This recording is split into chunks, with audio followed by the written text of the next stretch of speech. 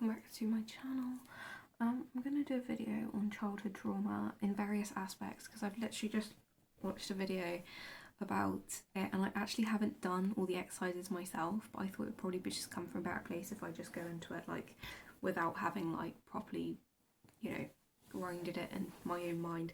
I just came across it. It wasn't something I was necessarily gonna like look at myself, but YouTube's just got a great algorithm of various things on it. So it's basically about the combination between abuse in family life and abuse in school. I think it was based around school actually, as like a video, and how this can have an effect from healthy home relationships as well. As a disclaimer, I've mentioned this in the past, I used to have like a lot of resentment towards school.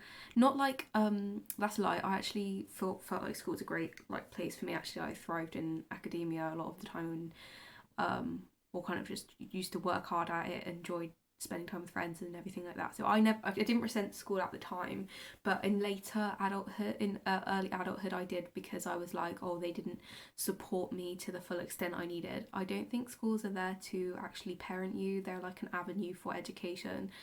But like as I said, there can be this link between unhealthy home life and unhealthy school life, and it's about like processing that, and this video might help with that. So you might not recognise abuse in a home system or anywhere else, generally, and if you can be at a higher vulnerability if you have, or you may not, sorry, you might not have been recognised in a home of abuse at your home from a school system or anywhere else, because often these things can go under the radar, as schooling is not a place for necessarily parenting to the full extent, even though you can get sort of like role models and sort of like people that, you know, there's definitely support in schools for people, but obviously at all ages, whether like there's someone in school that's watching this or someone that's processing the past, which it was for me. But like even being tested for like learning problems and like which are like related to cognitive deficits. I've mentioned in a past video, I did a video about energy and autism, and even though I haven't got a diagnosis of autism, and not, I probably get one somewhere, but I don't think I'm quite autistic enough to be able to want to qualify as someone with autism, because I think it just depends how much it affects your life. But I definitely have a lot of autistic traits, right? And it made me see when I did that video how hard I had to work, I feel like, compared to the average person, just to keep up to the standard that like other people did. Like in later life, like, or when I say later life, in adulthood, you kind of adjust to that and you just kind of deal with life how you want to deal with it. I mean, I went through the mental health service, so I had a lot of time to manage my own mind and learn ways that I would deal with life through that system, thank God. But in school and stuff, like especially when you're, you know, you might have like an inclination you're like that, you might have friends of similar, I think a lot of my friends were like similar to me, but the coping strategies that even us as a group had around that was not ideal, you know. And it can leave you feeling like a failure, damage to your self-esteem, and the school system can be so based around performing over creativity and free thinking, and it can be a massive source of like anxiety when you have to like work that hard. And this can be in an intellectual context and a social context. Obviously I think I had some really good friends that I just felt very safe with, and I didn't really worry too much about the stuff. I mean, you have to sort of like be in groups, in classes with people though that you are not your friends, and that used to be a bit of a level of anxiety for me, but I used to just be quite quiet. And I don't think, like, I don't know, I was just very quiet. I wasn't one of those loud people, I'm introverted anyway. But yeah, I just remember just always wanting to just listen to the teacher and not, but part of this also touches on abusive teachers, which I didn't have like a massive experience with, but it's something to take into account once learning about personality disorders, because I think when you're younger you don't really even consider that as an option, but that's not going to be like the main focus, but it will be something I'll touch on. But and when you're thinking about this, it's worth, how were you parented if you struggled with this? Like, did your parents support you? Did you have healthy support around that? Like, I don't want to like get into like too much of a therapist-y role here, but the guy that was doing the video was a therapist, so I'm gonna just kind of like, he was asking like, you know, if you were parented in a certain way, would you, and do you have problems with starting things for fear of failure? Or do you feel dumb when you're not, or hide stuff that you don't understand because you don't want to seem stupid? Like, even if it's like small things, like you know, like I've worked on assertiveness a lot in adulthood, but I think there was definitely a time where you could probably put this down to, like, I'm not even like a massively shy person. I don't think I'm shy. I think just it was one of these things that where I would really struggle for like clarification. Like, before I was like mental health treated, I didn't like asking for clarification about stuff because I just worried that like people would think I was stupid, or like genuinely that was it. Like, I just didn't want to cause the problem because I didn't want people to have to over explain it to me and be resentful.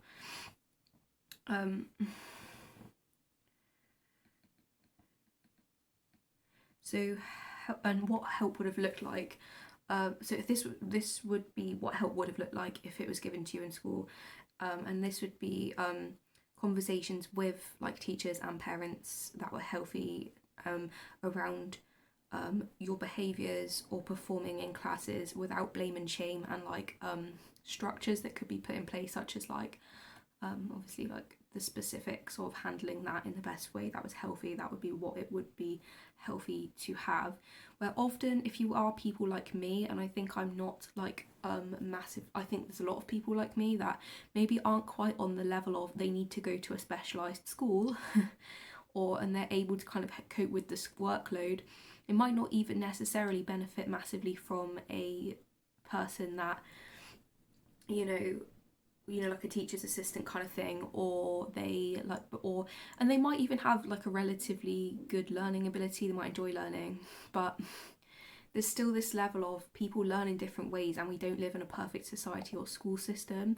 So for someone like me that's highly creative, and I thrive more in creativity, not necessarily free thinking as a child. I do think free thinking, but school has aspects for outlets for creativity, but obviously you're put in a set class if they feel you have the ability. Like, I think I was in higher maths, for example, but it's just a hell of a lot of information. For example, someone that has autistic traits, to manage that level of workload when you have to deal with work twice as hard. It depends on the school system, but I would never in my right mind put myself through that as an adult voluntarily.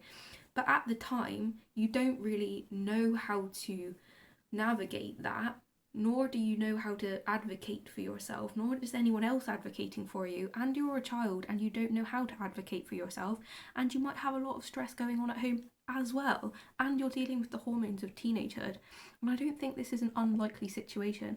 And I know there was a hell of a lot of unhealthy coping strategies that I engaged in along with other people of my friendship group, and I'm sure there's people just branch off in many different directions for unhealthy behaviour, even in childhood, be that varying from binge eating, drugs, acting out, all of which kind of originate from healthy coping strategies. For example, binging might be like a separation from stress. It might be a stress relief tactic, even though it's an unhealthy coping strategy. It's a coping strategy of sorts that is available to children often. Or they might, acting out is obviously like a primal childlike instinct, but it's still an instinct that we all have even as adults, to kind of, rage against the system because they're not listening to you. And as an adult even, that would be a healthy coping strategy. And there's all sorts of various ways that people could introvert and just like internalize, and I think that was something I did and then had later mental health problems. And it's just really unhealthy, and I'm glad but I wouldn't want to go. I wouldn't want to say let's not talk about whether I would go back to school, because there was, I tried to make the best of it at the time. Do you struggle with those in power at the moment, or tell your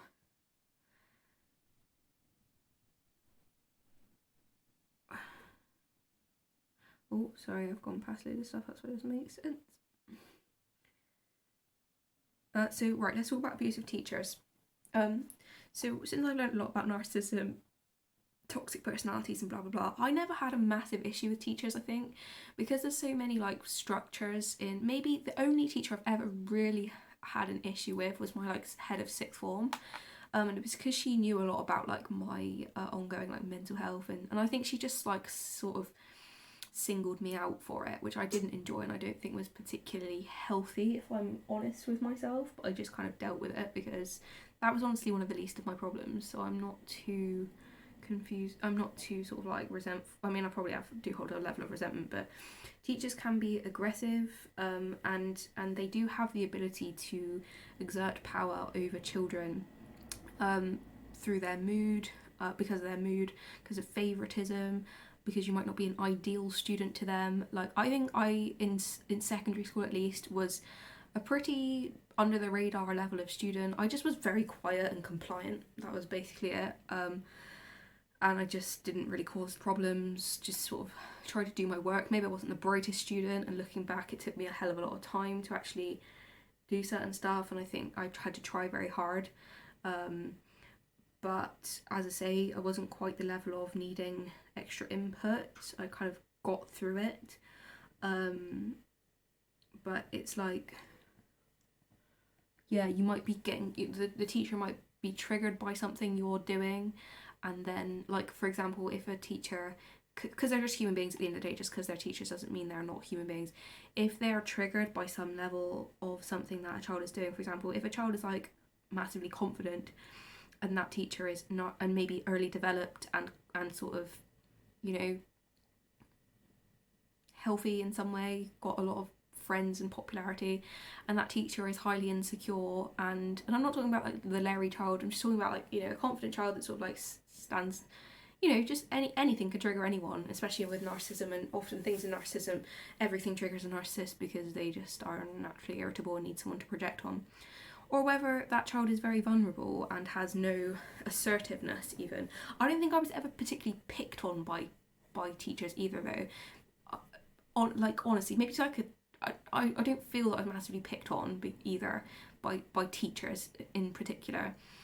And that's just one thing I didn't really deal with. But I've seen it happen with other people, especially I've this guy on the internet I saw, like if someone's particularly vulnerable, you know, and sort of sensitive, and a teacher is somehow triggered by that, and sociopathic in some level, you know, they can cross boundaries, and I say like just make that child's life hell, and it does happen, and it shouldn't, and it does, or take out problems with their own lives with you, or they can be predators, be that physical, sexual, obviously that's awful too, and verbal, coercive, you know, it can just all happen.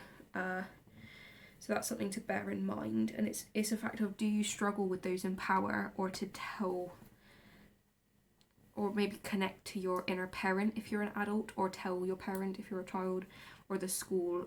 How would your parents or the school advocate for you at that time or currently? The next thing I want to talk about is teasing and ridicule and vulnerability. Then this can make you dread or be terrified of school, because a lot of it, especially socially but also academically, can be based on acceptability as a child, because I do think there's this like box that like most people just, because I think we do have this level of learning by contrast, and as when you're a child you're so you have such a small amount of contrast to compare to, and I think we all have this level of comparison, that, and like, I don't say we all because I can't speak for every single person, but I think even though I kind of try to reject it on some level, and I wouldn't consciously like comply to it if anything, because I'm a like Heyoka empath, I think I went about it in a very like non-conformist way, because that's how I am. But like at the same time, I do think there is this sort of like subconscious box, not necessarily box, but there's so many factors that can have an effect on how you are sort of accepted or feel accepted, or where you kind of strive to be, because I guess we all have this level of balance within the group in society that we want to be in, and I think obviously no one fits into this box perfectly, but some people can fit into the box more than others. And by the box I just mean like things like to do with, I'm not talking about a specific box, I'm talking about factors that can either make you vulnerable due to stress from these factors, or a target for other people due to, again, the factors I'm going to talk about, or just like generally some stuff, most of it's out of your control actually. So the school systems can be sociopathic and unsafe at times, especially if there's like violent children that aren't monitored well. Again, especially during lower school, I was very lucky to go to schools where like antisocial behaviour, I mean, antisocial behaviour being one thing, I don't think physical violence was tolerated that I know of, especially not in my year group that I was aware of very much.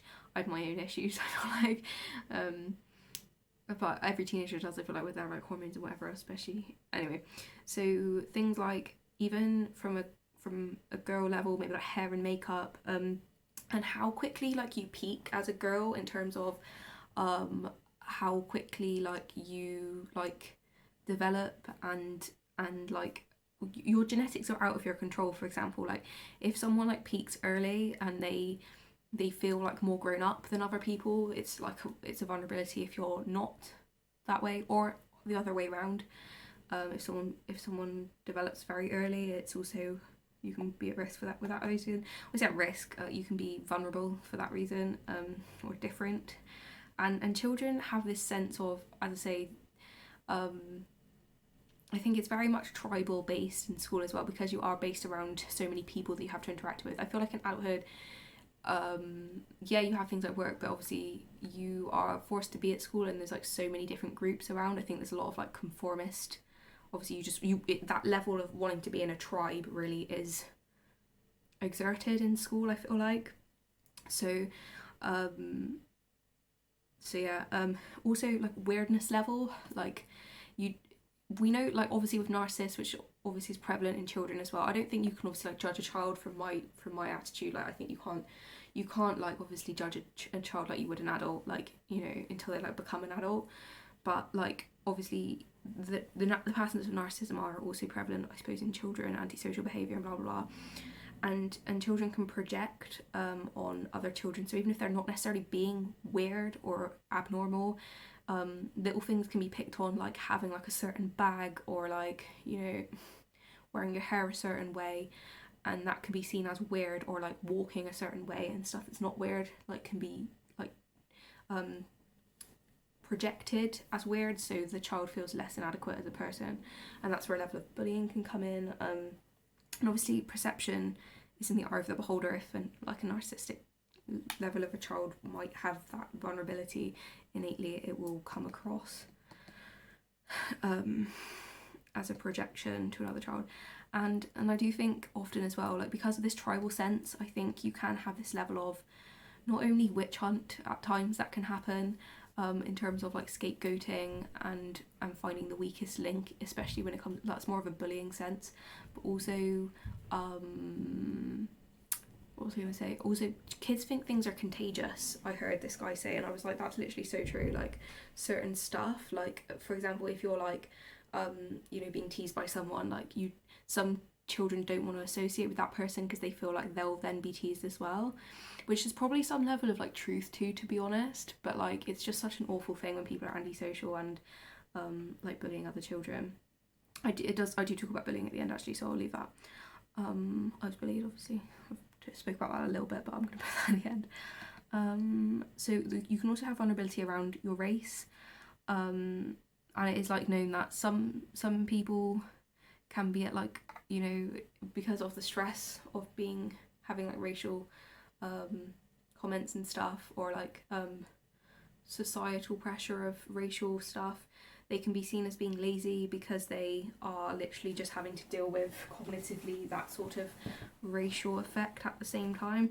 Not to say that, like, obviously each situation is individual, and you obviously get I don't think that excuses antisocial behaviour, but it can be also a level of people, you know, as I said, attractiveness, in terms of how you are maybe perceived by certain people. If you're perceived unattractive, that can put you at a vulnerable state. Your culture, so even if it's not to do with your skin colour, if you are, I don't know, raised in a certain religion or culture, that can be something that you are singled out for. The way you look in general, learning disabilities, physical disabilities, socioeconomic status, and like your parents' job. And I thought even like things that I didn't have to deal with, like, you know, sometimes people could just like look at people of potentially a perceived lower status, either maybe that's found by their accent or just like the way they dress or like present themselves or whatever.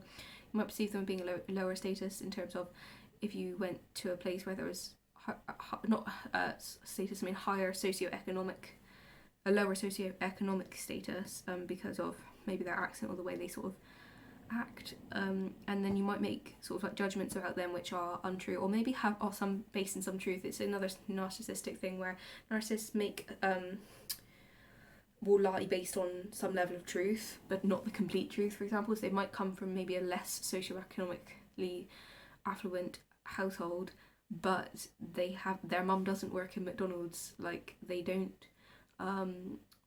get their trainers from trash cans, they don't only eat from the food bank, you know what I mean? And even that sort of stuff, where I didn't actually live in a low socioeconomic status household, so I didn't really deal with that, but I can relate to people that did have that issue. And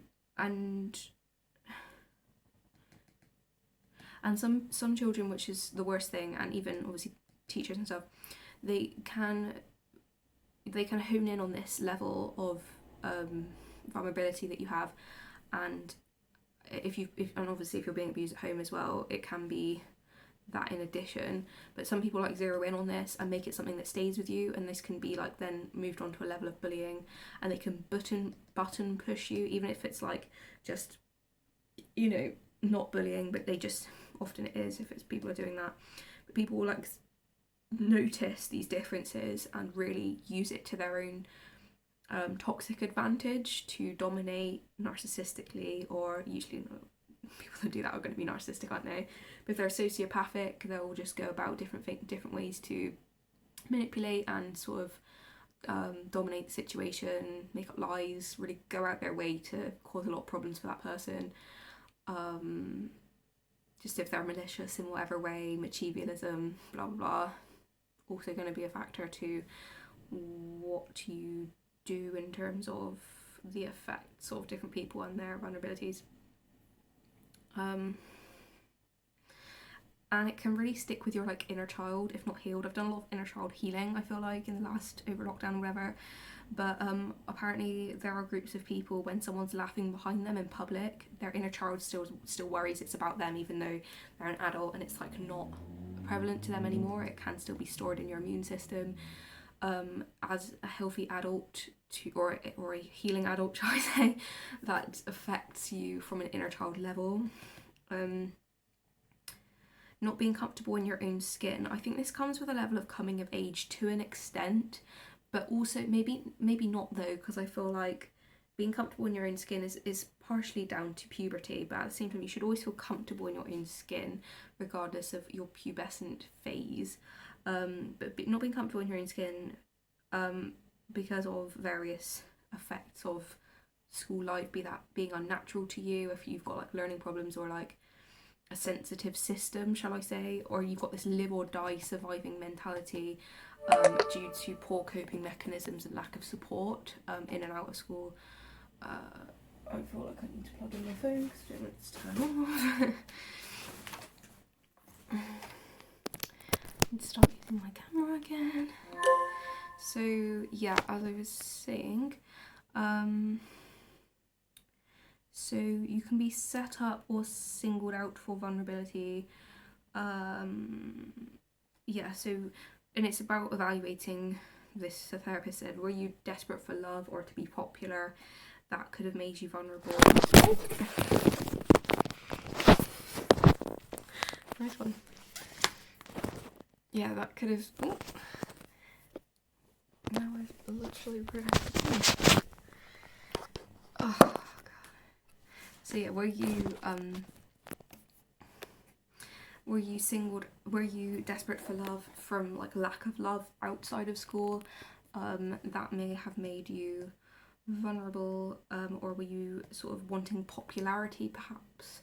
Because they do say that people overcompensate in their egos, all of us naturally, but one of the ways you can overcompensate, or you can compensate in your mind, whether that's overachieving, people pleasing. The other one is social status is a way that you can actually overcompensate and then maybe vulnerable to wanting to gain this popular status. What did you need from your parent, and were they safe or not in dealing with these sort of problems?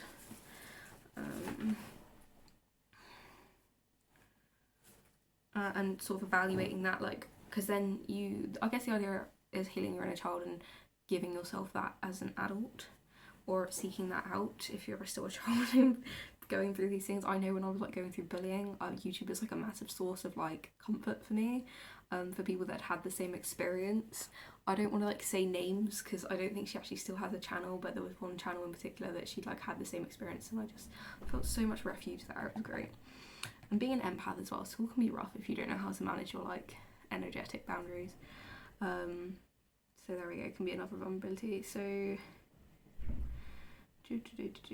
and social pressure is another part of it, which obviously doesn't go with necessarily not fitting in, but it's more of it's about that. It's not necessarily being singled out, but it can be like healthy levels of social pressure that like can shape you as a person and fit into society in certain ways, but it can, if you don't necessarily feel that you do to some extent, in whatever way that means, it can stay with you in this sort of like belief system level. For example, like, so wanting to have like the right amount of money or stuff to fit in, interests, like having, like, if you're a boy, having an interest in sport or football or something like that, having to be into something like everyone else is, and for early peaking people or people that develop early, this can be one level of stuff. I think it applies to different people, but then, you know, I don't know, it can be like, and this can also go with the pressure to perform in school. And as I said, if you have cognitive deficits or issues around that sort of stuff and you're not getting supported properly for it, or you don't get any sort of support from it, you might obviously feel this pressure and have to overperform, just to keep up or feel that you're doing right because of this like pressure. And often when going through school, like, traumatized kids have to navigate that to hide the mess of like their home lives, for example, or like the way that they struggle to uphold their life at school, be that through vulnerability and social level. And I think a lot of people do have this. Obviously, I don't think anyone necessarily has a smooth ride through school. I think everyone does have their like vulnerability to some level, but I guess certain stuff makes you especially vulnerable, whether someone's going to be conscious of that vulnerability or not, though. Because obviously narcissists, they won't like obviously acknowledge vulnerabilities within themselves, and at extreme levels can gravitate towards things like bullying. But obviously narcissism innately does come from a level of vulnerability. I suppose that puts that in some sort of context of how we're all human beings, and regardless of how vulnerable you seem and don't seem in school, we all have our vulnerabilities, but it's how comfortable you are sort of connecting to that vulnerability. But there we go. Pressure of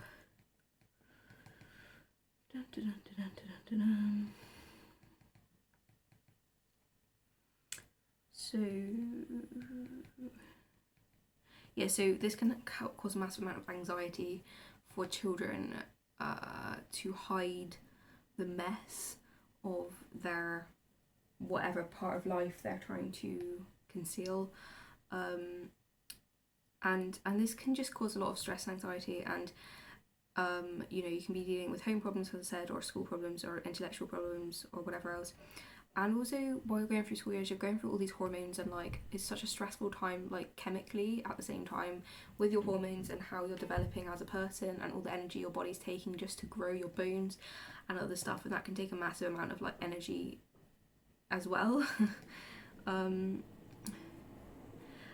when processing this, it's important to ask how a healthy parent would guide you through the school pressure, and if they took your situation seriously, what would be good enough, who was responsible for you to have to hide and conform, And the last thing I want to talk about is bullying, and the guy kind of didn't like talking about this, and I think this obviously hits home for me for something that obviously I've had to experience myself. It doesn't, but like I think it is a big topic to talk about. I can't be bothered to section it off into a different video. I think it does go with this one, so if it cuts out I might just put it in a different video.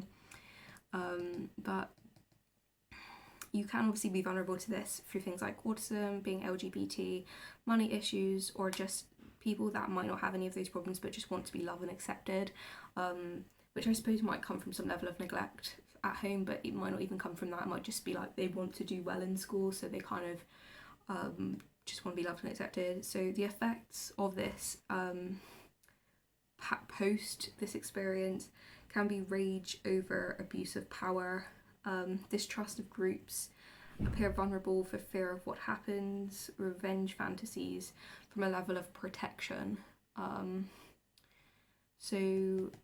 it's important to acknowledge the people that are antisocial, obviously that are usually bullies, usually most bullies are like antisocial, and they look for fights, and they sort of like are easily enraged because of their own like personality issues.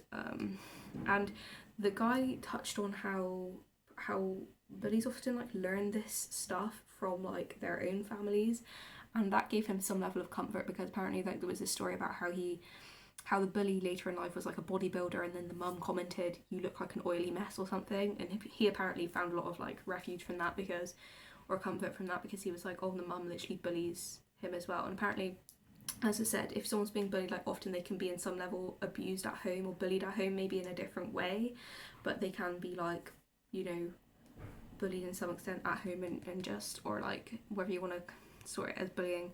I've definitely heard people's bullying stories that are better and worse than mine. I don't think mine was the worst, if I'm honest, but looking back as an adult I would consider it that. What did you need from healthy parents and the school in terms of justice? Was it about you, and was it personal? What did the bully get out of it, and do you value that?